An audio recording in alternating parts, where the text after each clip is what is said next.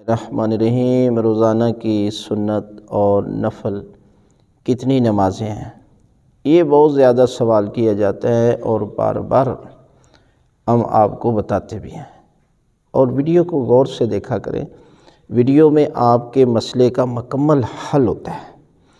तो ये याद रखें कि रोज़ाना बेस पर वाजिब नमाज़ों के साथ साथ नफल भी होते हैं। मसलन फ़जर की वाजिब रखते हैं 2 और इसके साथ नफल हैं 2, जिसको सुन्नत भी कहा जाता है। और ये हमेशा वाजिब रकअत से पहले पढ़ने होते हैं।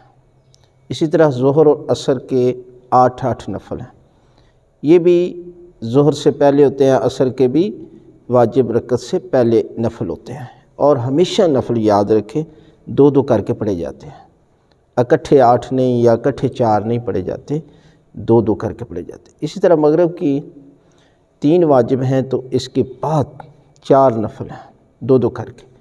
और नमाज इशा के 4 वाजिब रकत के बाद 2 वित्र हैं जो बैठकर पढ़े जाते हैं। नमाज तहज्जुद भी जो है वो सुन्नत नमाज है, नफली नमाज है, उसमें 11 रखते हैं। और इसमें पहले 8 जो है वो 2-2 करके नमाज शब की नीयत से पढ़े, 2 रकत नमाज शफ़ा और 1 रकत नमाज वितर।